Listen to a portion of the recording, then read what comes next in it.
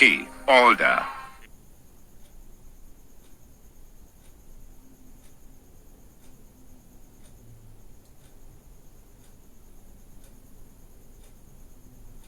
Mere creative intelligence organization with offices in Lagos and London. Over the years, Leke Alder has advised on critical policy formulation for the federal government of Nigeria, working closely with ministries such as Information and Communication, Education, Foreign Affairs, and Solid Minerals Development.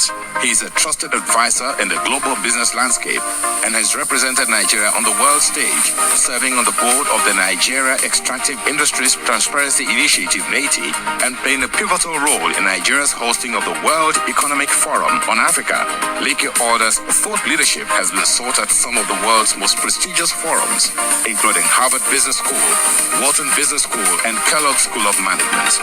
Leke Alder is an accomplished author and philanthropist. He supports 9 orphanages through his Leke Alder Foundation and has provided food aid, medical finance, and scholarships to over 150,000 individuals.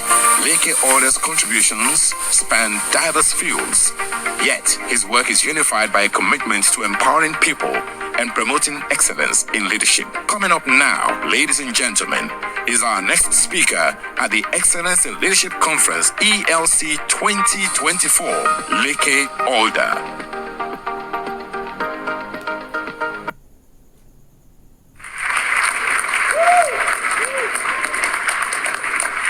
Thank you. Thank you. Can you hear me? Please be seated. Please be seated.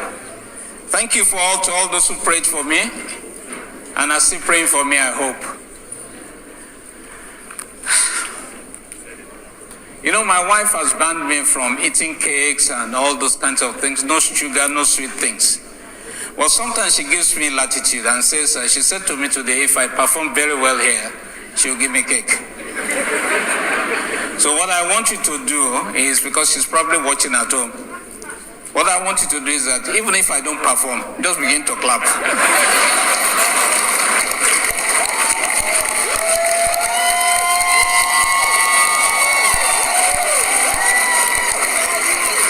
It's so nice to see everybody.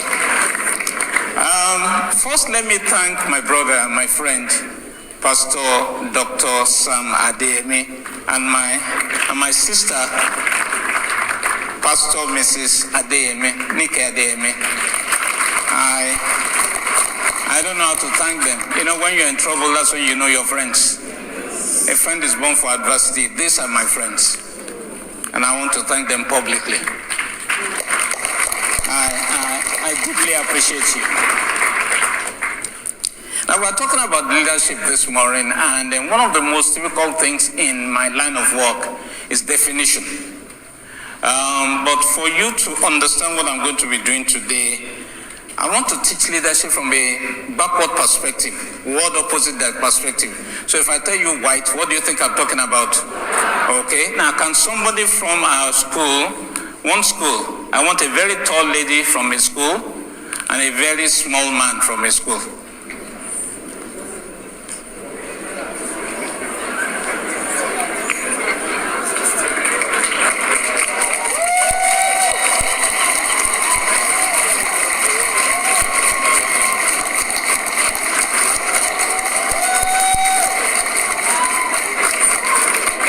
Trust me, he was taller than I was in school.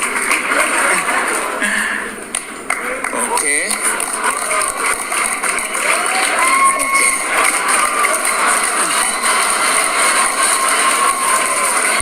It's unfair, isn't it? Okay.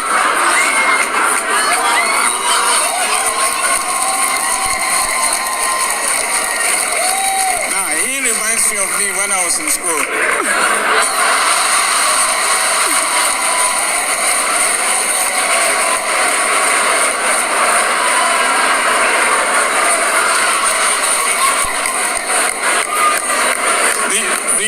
Satire is. You know what the satire is? Can I have the definition of satire? It's a way of criticizing people or ideas in a humorous way, especially in order to make a political point or a piece of writing. Writing uses this style. So I'm going to be speaking in satire, okay? Now, if I say, what's your name? Joshua. Joshua. If I say Joshua is so tall, he married a short woman, what will you say that is? It's satire. It's irony, isn't it? Satire. Okay, what's your name? Testimony. Testimony. You shall be a testimony today. Okay. What's your name? Realton. Now, if I say Realton is so short, she's not as tall as Testimony, what will you say? Satire. Isn't that true? What's your name? Samuel. Samuel. That's my name. That's Dr. Sam's name as well. How much are you going to pay me for intellectual property? I came first, aren't I? How old are you? 15. Oh my God. Okay. Now, is he so tall that they could? How are they going to kiss on the day of marriage? We're going to give him a stool, isn't it?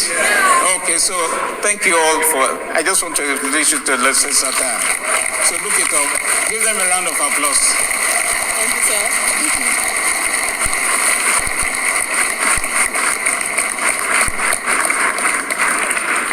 So here I have Mrs. Alder doesn't know this, but I stole Gary from the house. Can you see the Gary?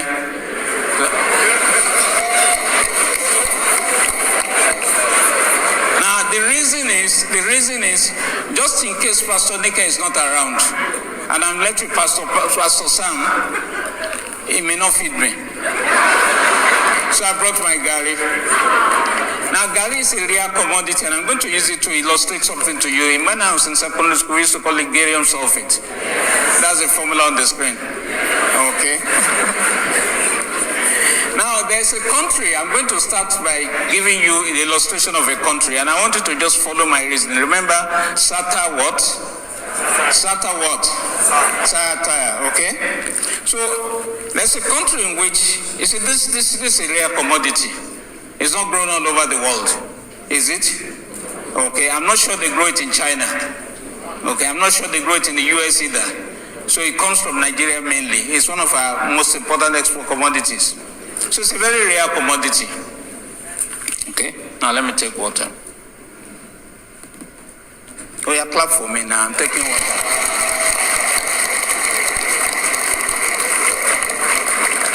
I hope the cameraman captured the claps. If you don't, why? Please warn this man. He's looking at me when he should be looking at you so that my wife can give me cake. Okay. Now, there's a country where a lot of Gari is produced. It's called the Federal Republic of Garinja.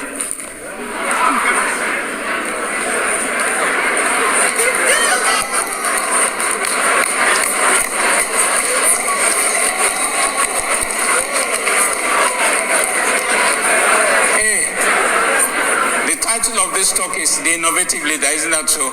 So if I'm going to speak to you and I'm going to take leadership position, I have to be innovative, don't I? So there's Federal Republic of Garinja. Now, Garinja is so rich in Gari, so rich, and mineral resources, at least 42 mineral resources in that country. I know some of you think you know the map of Africa, but I'm telling you the new map of Africa is approved by the UN. Now, even though there's a lot of Gari in that country, for some reason, 70 to 80% of the people are hungry. So there's plenty of Gari, but not everybody is fed.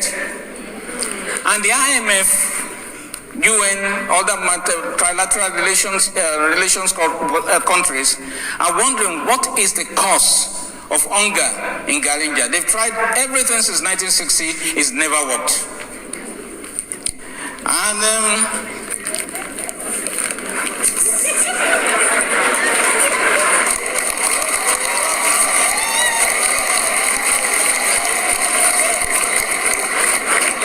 the problem is that Garinja is a country of contradictions.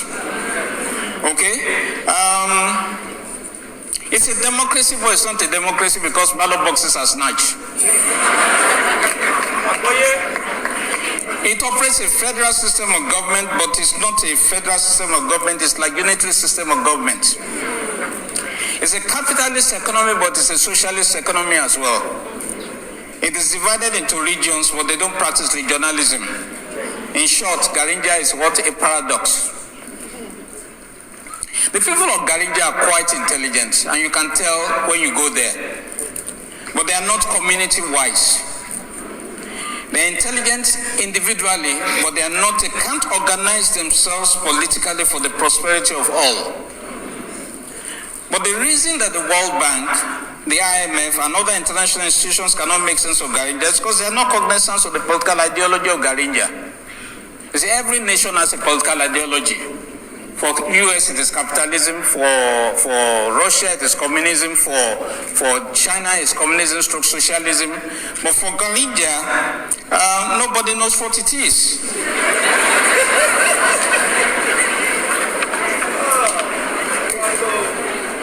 Now, I have consulted far and wide. And the day I arrived in Garinja and I interacted with people, I realized what the ideology was. And I was surprised that the UN and the IMF didn't know this simple thing. You see, the ideology of Garinja is what we call Molue-ism.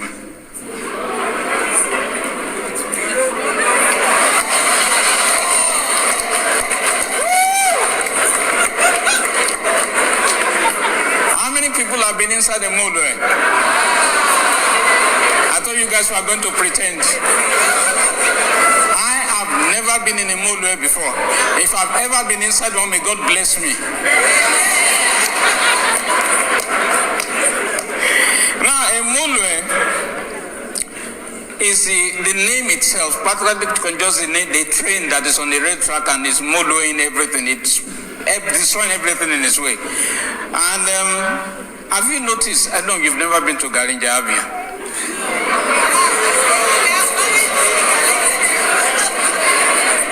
Now, what I noticed about Molue is that it is never beaten after an accident. So when you jam a Molue jams you. The driver says, don't worry, let each person go and repair his car. Of course, nobody is going to repair any Molue because Molue is never repaired. Isn't that so? So a Molue has an image problem. Okay? Now, a Molue is essentially a welded cabin of a Mercedes 911 truck to a fabricated fuselage of strange metal parts. It's designed to accommodate 70 bars. Fela Ransom Kuti said, or Adekunle Kuti said, it is 99 standing, 49.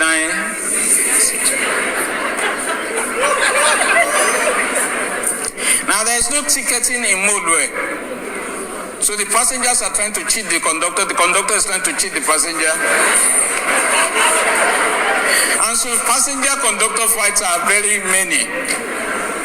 Now sometimes, and this is based on training of the drivers, sometimes the driver, imagines himself as a pilot.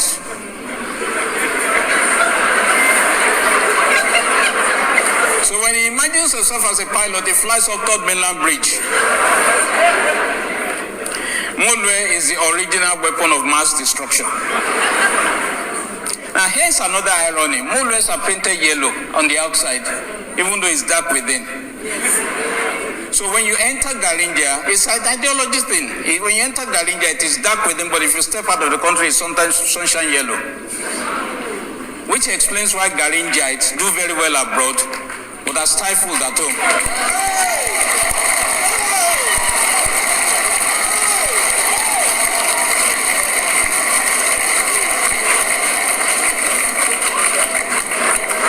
The question that we need to ask ourselves is, what is Molue-ism? Molue-ism is not an easy concept to define, but I can illustrate it to you, so let me illustrate it. Now, this is...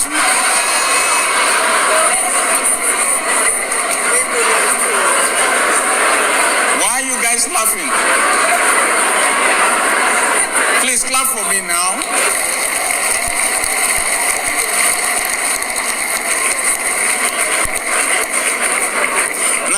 Artwork takes what it takes to embark on a Molue bus. This is what happens when demand far outstrips supply. I want you to note 5 things, just 5 things. I want you to look at the picture and listen to what I've been saying. Can you see the man going through the window? Yes. Okay, so write down the man going through the window. Now, can you see a woman's plate on the floor, on the ground? Did you see the oranges plate on the ground? Okay, I'm going to tell you why. Can you see the pickpocket? Yes. The man in green is the pickpocket. Now, can you see the driver? Okay, so that is also important for you to note.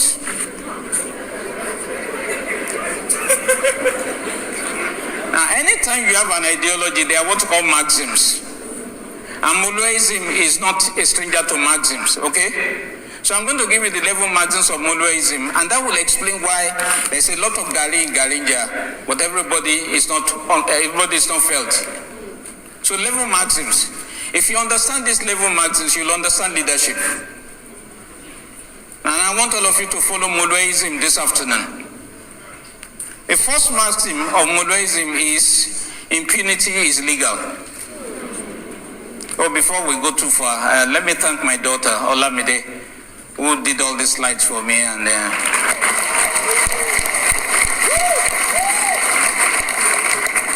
she's a brand consultant. Everybody in my family is a brand consultant or branding something. My father was, I am, my son is, my daughter is, my wife is. Okay. So the first maximum of Molue-ism is impunity is legal. Impunity is legal. It is illustrated by the man climbing into the bus through the window. Impunity knows no bounds, no limits. It is not interested in decorum. We see the sculpture of impunity during the elections in Garinja. Ballot boxes are snatched and destroyed in broad daylight. They don't even wait for the night. Local government secretariats are burned down when it doesn't go your way. A man once tried to stop collation of election results on presidential election results live on TV. Now, what impunity does is that it encourages thieves to steal more. And people are getting worried about the stealing in Garinja. It's like the numbers are getting befuddling. In fact, don't let me say it yet. I'll tell you later. Some people even go to court in Garinja to get a court order not to be.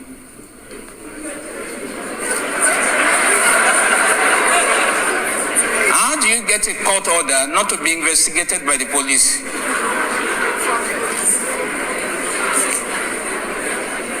You know, there are a lot of things that they take for granted in Garinja, and the people are so used to it, this seems to be abnormal.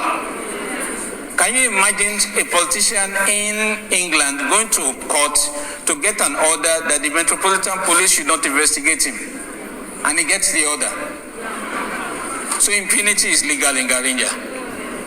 Number 2, might is right. Indeed, might confers rights. This is where a big man can lock up someone in the police cell without any due process, without any charges. You are just locked up there. And when elections come, you bring your thugs, I bring my thugs. You bring your hoodlums, I bring my hoodlums. You rent the police, I rent Wompo. You bring the Air Force, I bring Army. Might is right, might confers rights. The third maximum of Molue-ism is economic loss. Now this is a bit wordy, and this is about economics. Economic loss or loss of productivity is never quantified at the national level. Economic loss of productivity is always quantified at the individual. Now remember the woman who fell down in the Molue with the oranges spilled on the ground. Is it to the national purse or to our personal purse? Our personal purse. So economic loss is never quantified at the national level. It's always quantified at the individual level. That is why, and you guys may have been wondering about this, that is why you can be in year 7, part 2 in the university.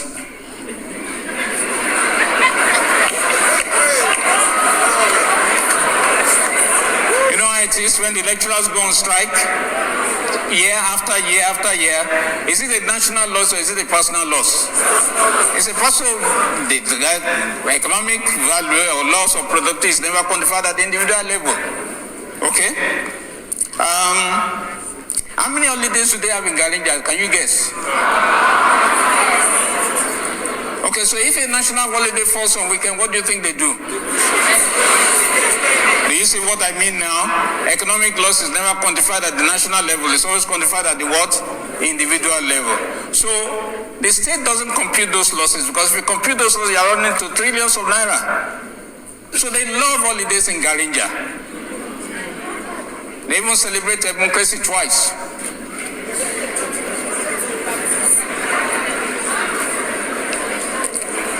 Slides. In Molue-ism, the quality of the driver is irrelevant and he can be drunk. So I understand that in Garinja they have about 270 universities, but no, the constitution does not specify that the graduate should leave the country. It doesn't matter what your qualification is. In fact, you don't need to pass your WAEC. From what I learned about Garinja, all you need to do is to sit for the exam. So you can have F parallel and become president.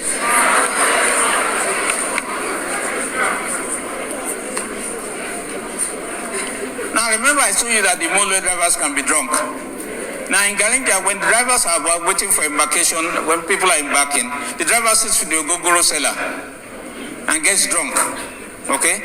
So because that driver can become president, what now happens is what we call policy incoherence. So you can go to bed one night and be a legitimate importer of furniture and wake up the next morning and you have been banned. And while you are setting up factories to locally manufacture, what happens? They unban you again. So there's policy incoherence. Because the driver of Molue is allowed to take ogogoro.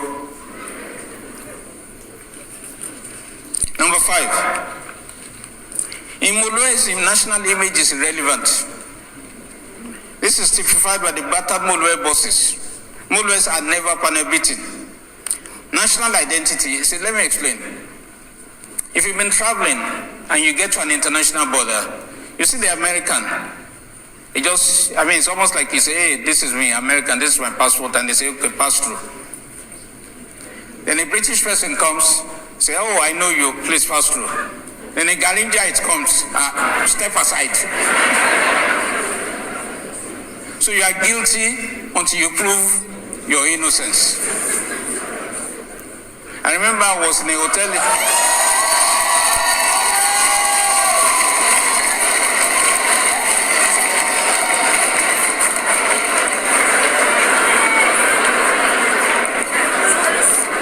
So because of the policy incoherence, the young people are Japan. Number 6. In Molue-ism, vision doesn't matter. After all, Molue buses have the avid lights. So nobody can ask where the Molue is going, especially in the night. Navigation is by intuition.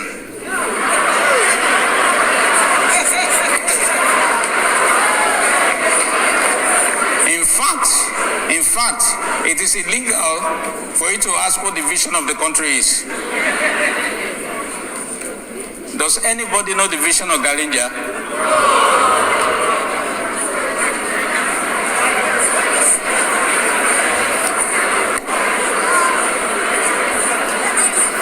Okay, number 7. I'm teaching you Molue-ism, the ideology. In Molue-ism, there's no maintenance culture, but there's maintenance budget.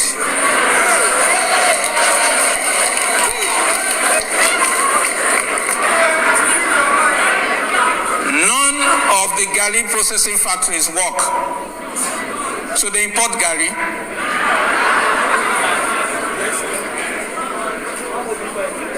In fact, there's fight over importation of Gari now. Number 8. In Molue-ism, metrics don't matter. Molues have no dashboard. When they have dashboards, it never works. So the driver doesn't know at what speed it's going. He doesn't know whether there's oil. He doesn't know whether there's petrol.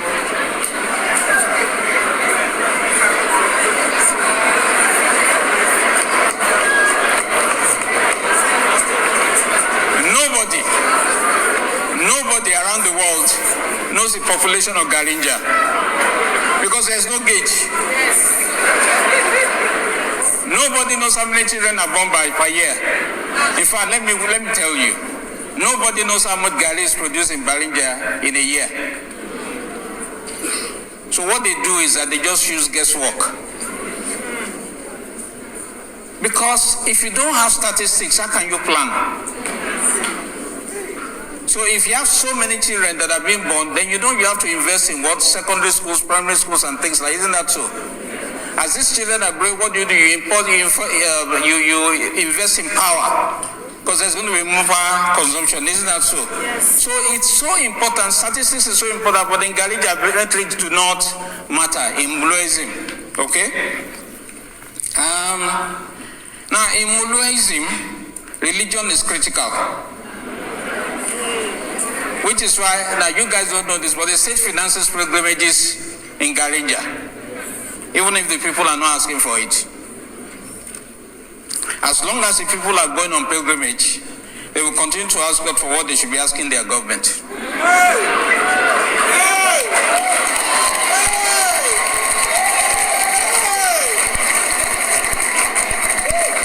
And sometimes the elected representatives are doing the administrators of God. They want the village people to come and be begging them for what is rightfully theirs. So who is God? The politicians are smart. I understand, I have not verified this myself because I've never seen it. I understand that they visit churches almost every 4 years or so to procure prayers and secure votes. They know religious people feel very honored with their presence. They also know that the people have short memories. They don't remember promises made by God, not to talk of politicians. They are too hungry, and hunger affects memory.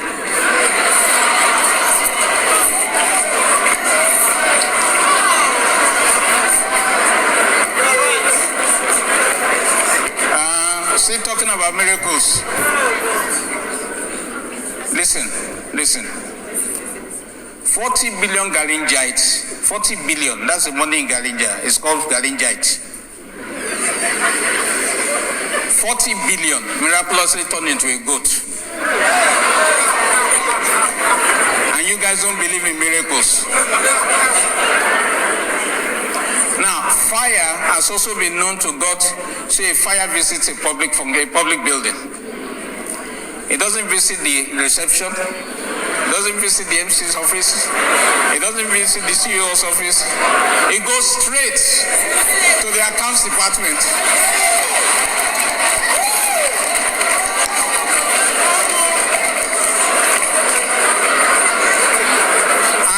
A Christian since 1981. I have never seen that kind of miracle in my life. God of Garinja.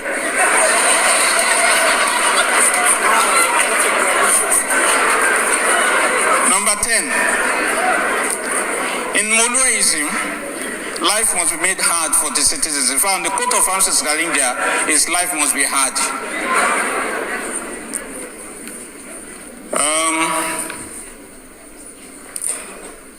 You see, when you make life hard, it will make the citizens to appreciate government.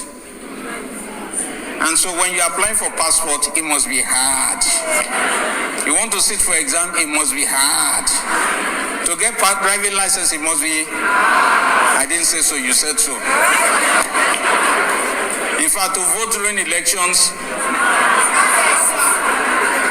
can anybody convince me why we shouldn't be voting on our phones? We do all our money transfers on phone, don't we? Yes. We check our health on phone, don't we? Yes. What don't we? Even worship God on phone, don't we? But we cannot vote on. Who told you that we don't worship God on phone? We do now. Some of us don't go to church on Sunday and we put on our phone. Yes. And we see Pastor Sam preaching. Yes. So we worship God on phone. The only thing that we cannot do on phone is vote. Now let me talk to the 30-something-year-olds here. If you are 30 and below, or just 30-something else, see, the future of Garinja lies in your hands. And if you don't demand voting by phone, you are going to be robbed of your constitutional rights.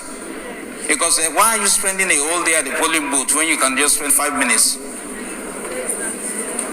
And why can't the results be collated live? As you set up centers for collation, the same way, isn't Twitter live? If you like Twitter, what happens? You are seeing the results live. Yes. So why can't we go to Elon Musk and ask him, how do we configure this so that as we are all voting, everybody can see the votes? Live.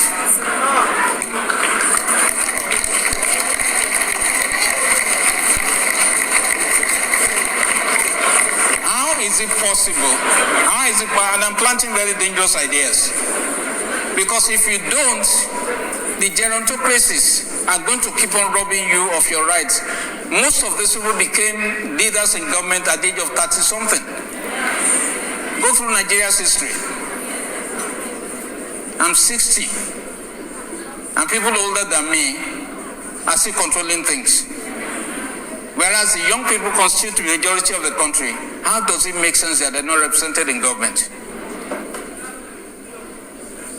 But I'm not saying anything.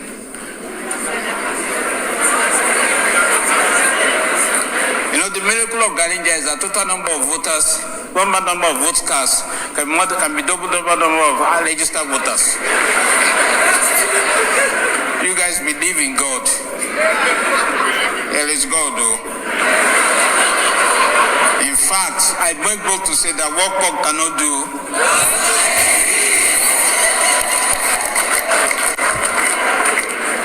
Now, because life is made out for the citizens, what happens on the road? There is road rage. You see people that deliberately want to bash people's cars and in anger and everything. Do you think those people are normal? It's not normal. They should go for counseling and psychological tests. So there are a lot of mad people in Garinja.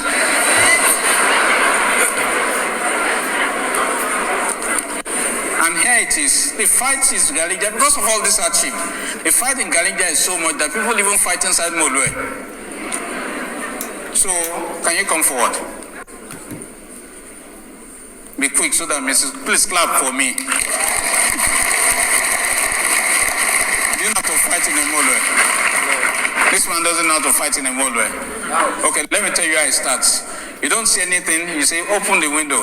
You shut the window. Isn't that so? Then what do I say? Do you know who I am? I witnessed one, and I'm telling you the truth in God. The guy said, do you know who I am? The other guy said, who are you? And the guy responded, let me tell you, my brother is a medical doctor at Tinkan.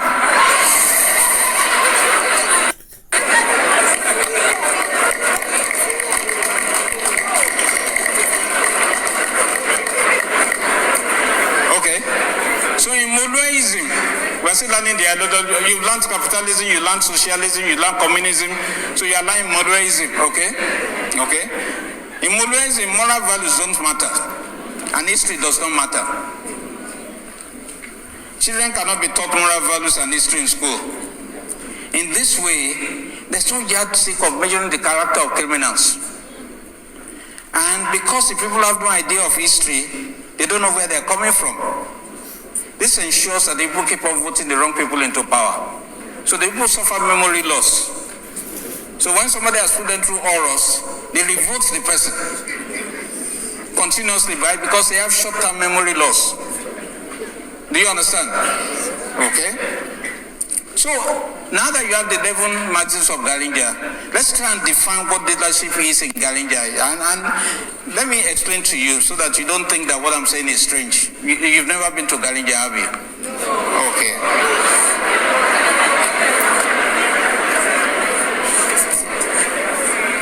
Now, in trying to define leadership, don't listen to what Dr. Sam says to you. He doesn't understand leadership.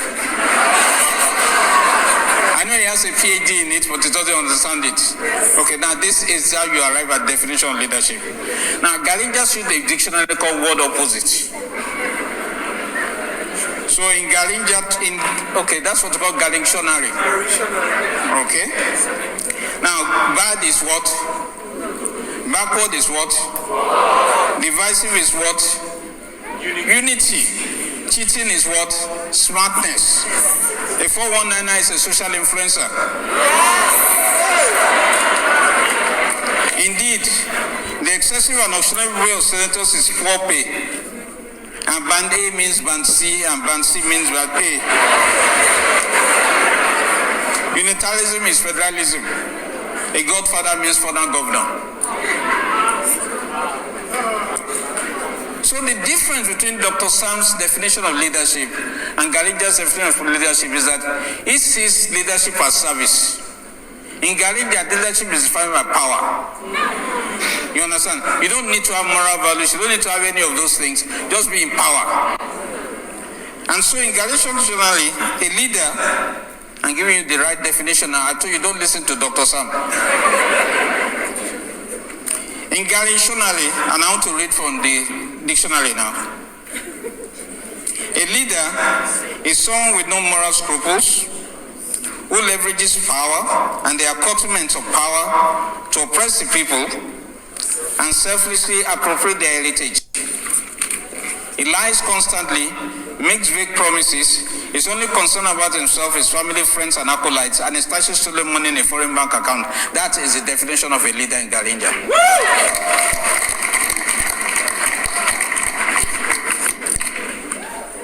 Now, if you ask for the definition of leadership in, say, England or America or Singapore, they'll probably translate you that leadership translates vision into reality.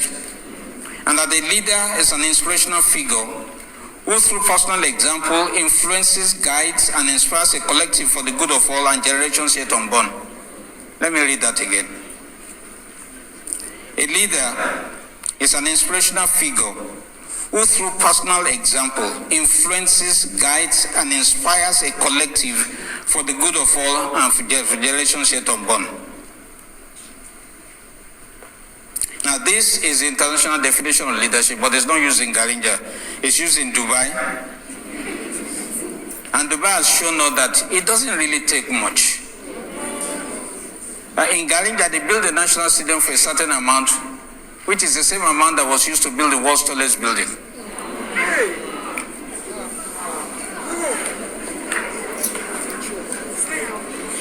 And we have seen that it is possible to transform a nation in a generation.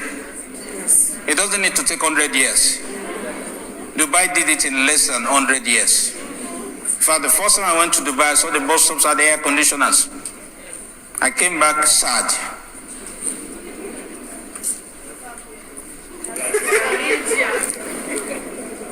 What is troubling me is that in Garinja, they waste the lives of youth in installments of 4 years. So their hope is raised up 4th year, then it's dashed the next year until the 4th year again. Then is waste. They just waste their lives in 4 years installments. Calculate your age and divide it by 4, and you see the level of waste. You can plot your graph.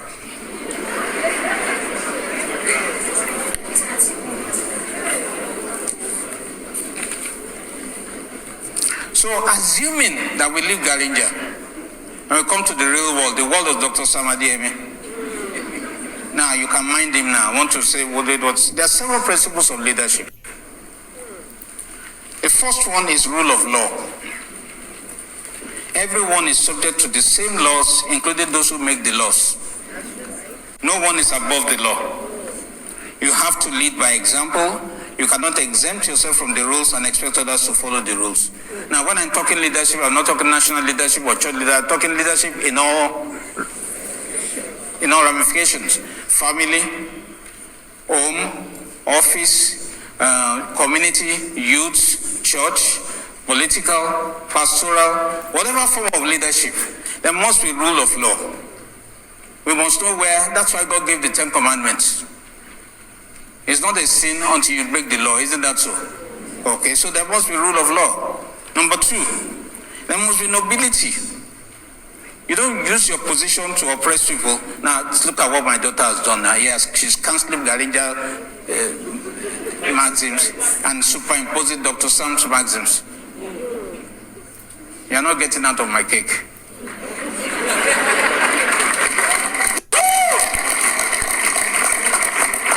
So number 2, mobility. You do not use your position to oppress people.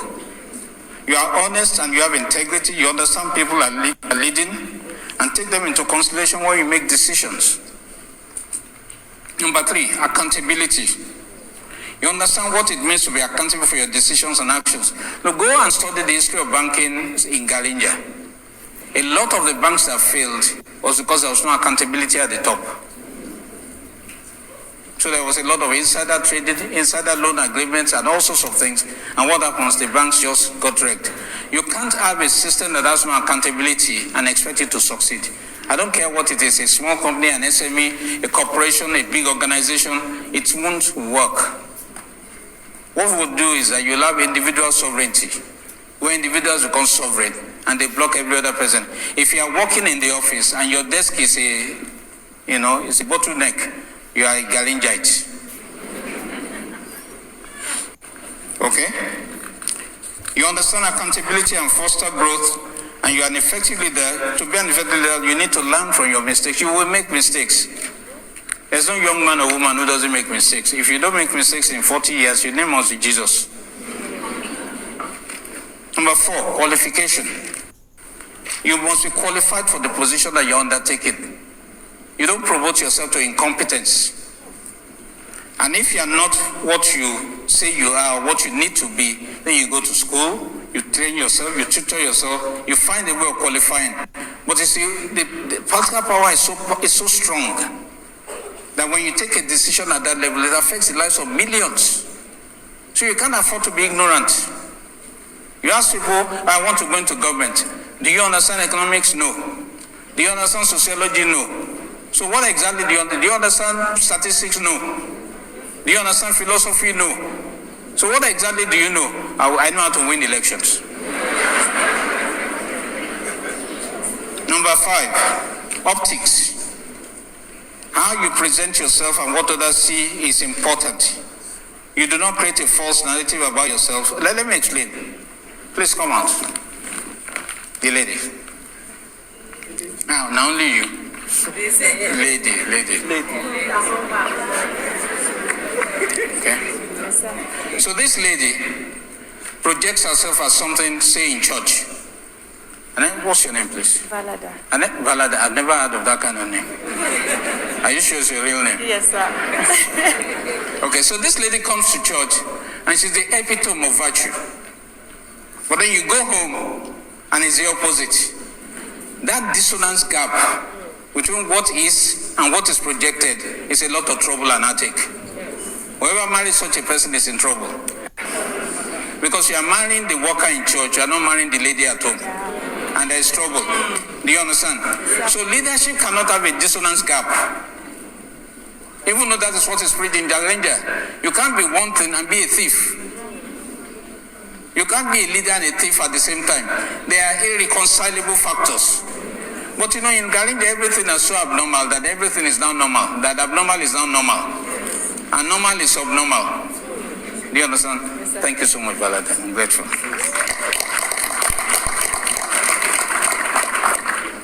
Number 6, you have to have vision.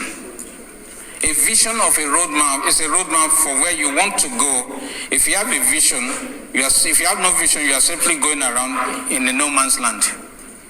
And in the land of the blind, the one-eyed man is king. What happens when everybody is blind, but everybody thinks that somebody has one eye?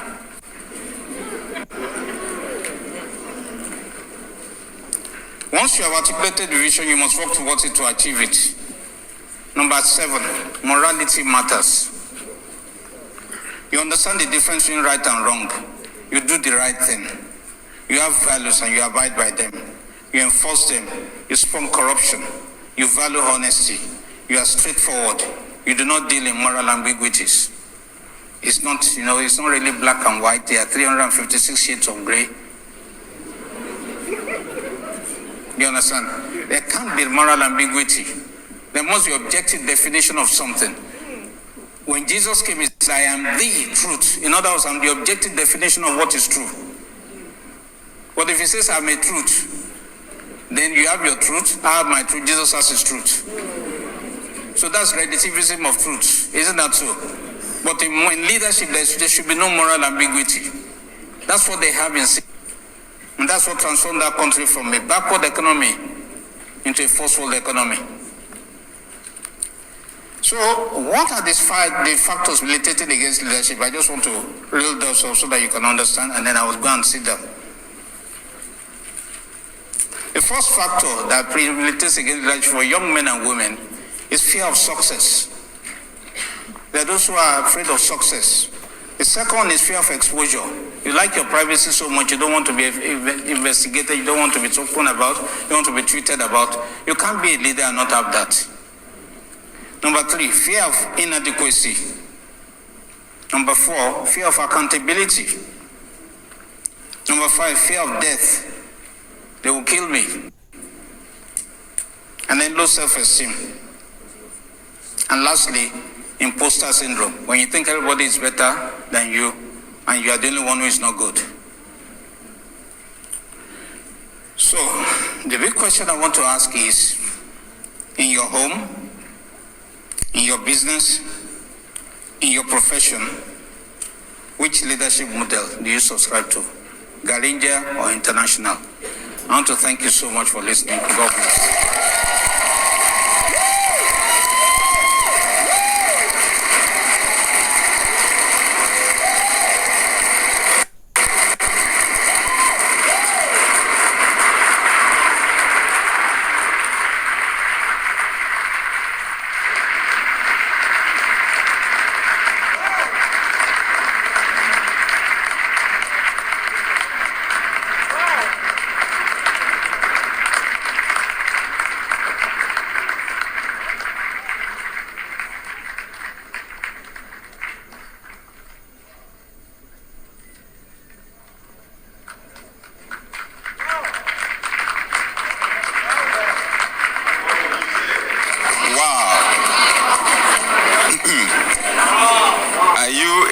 Are you international or are you a Garinja?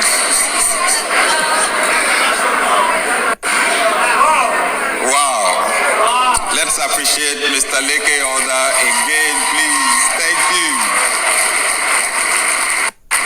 Thank you for giving us food for thought. Please let's have a seat just for a few minutes and we will be done for the day. Thank you so much. Satire. That's exactly what it was. Humorous, but the message got across. Yeah, Pastor Nike said it looks like his objective is to annoy us so that we will get angry enough to go do something. Exactly. You are not an innovative leader if you want to maintain the status quo, right? Good. So change. Something is going to change. Something is going to change. Something is going to change. What's the one thing that has crossed your mind that you should change since you've been listening since morning? One thing.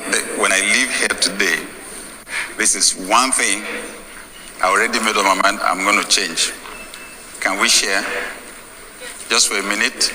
Yeah, please, just take one person close to you. Take one person, especially the person you introduced, you got to know earlier today, your new friend or your old one.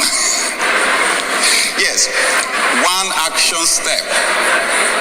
One action step. Mr. Gbenga Afolabi said it. Of what use would it be to come to a conference like this and go back and remain the same? One action step. One thing. When I leave here, I'm doing this. Somebody just overcame the fear of exposure. I don't want them to see me. I don't want them to know me. I don't want them to mention my name on social media. I don't want them to criticize me. And everywhere is Garinja is going haywire, right?